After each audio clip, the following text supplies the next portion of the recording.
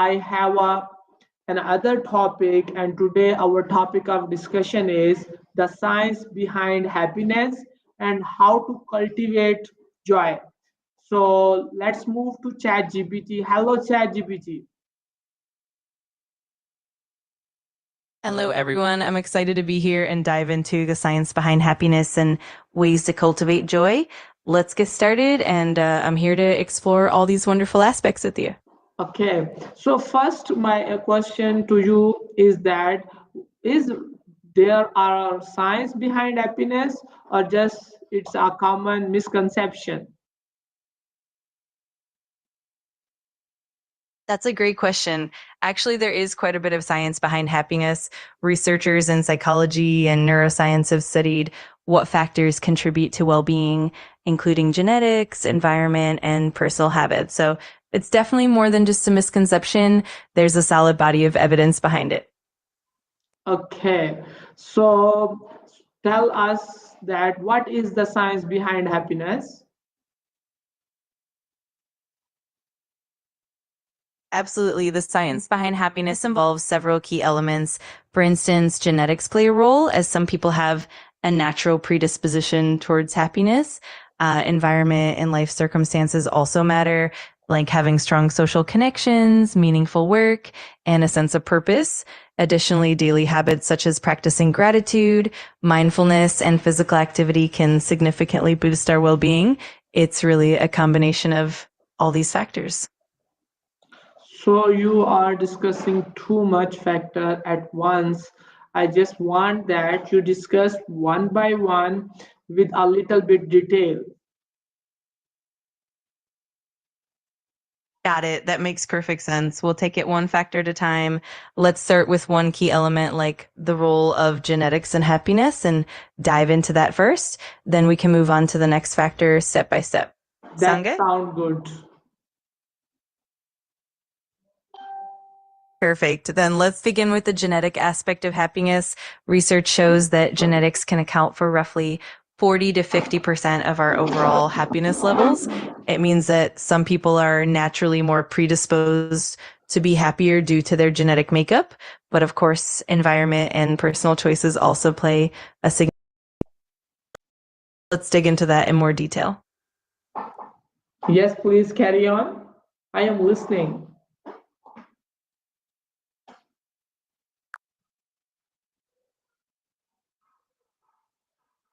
Great, Usman. So when we look at the genetic side of happiness, we find that certain genes can influence our baseline mood and how we react to life's events.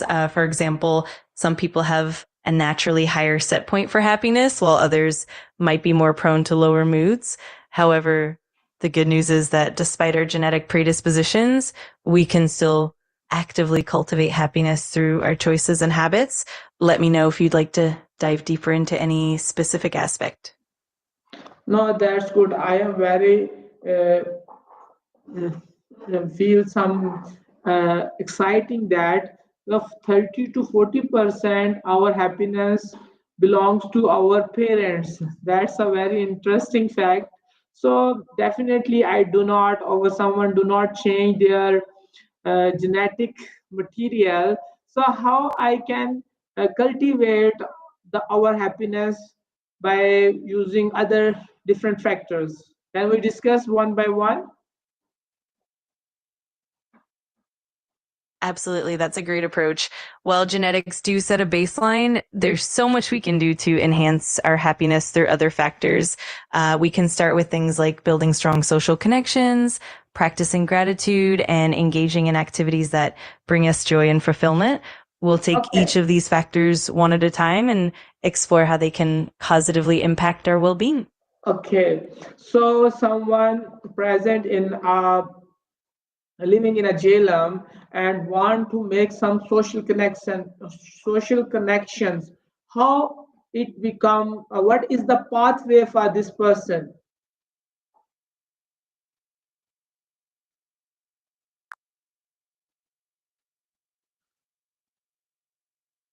Got it. For someone in JLM looking to build social connections, there are several pathways.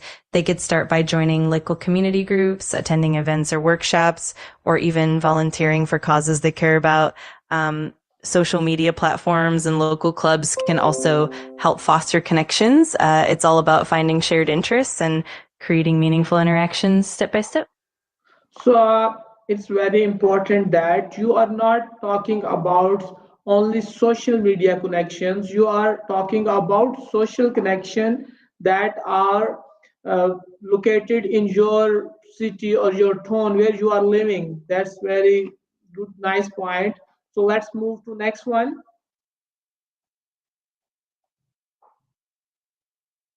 Absolutely. I completely agree. Building local connections can really enrich one's sense of community. So let's move on to the next factor. Perhaps we can discuss the importance of practicing gratitude and how it can boost happiness. Sound good? Yes. So how gratitude increase our happiness?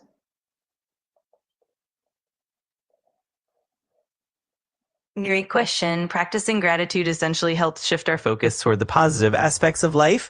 When we regularly acknowledge and appreciate what we have, it can lead to increased positive emotions, better mental health, and even stronger relationships.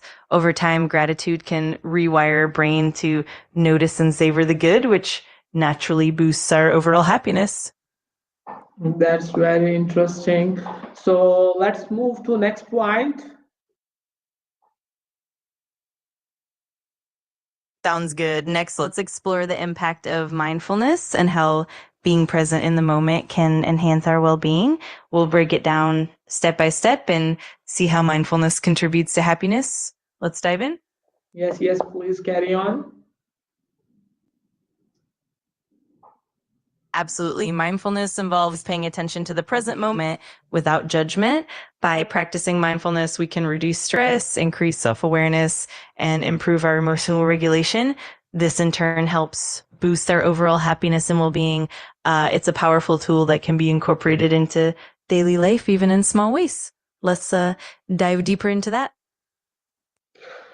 Yes, that's good. So I just want to know about that. You are talking about mindfulness. What is really mean? What do you think? What is mindfulness?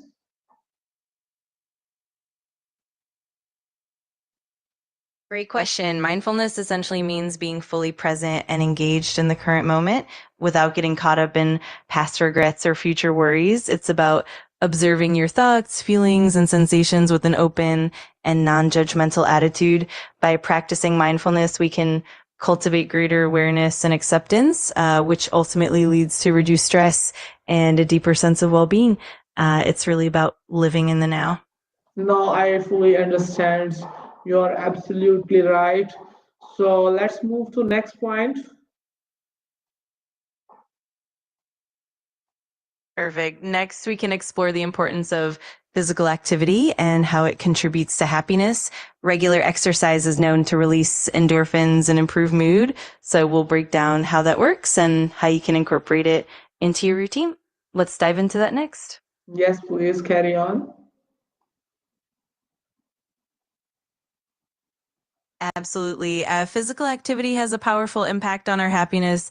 When we engage in regular exercise, our brain releases endorphins, which are often called feel good hormones.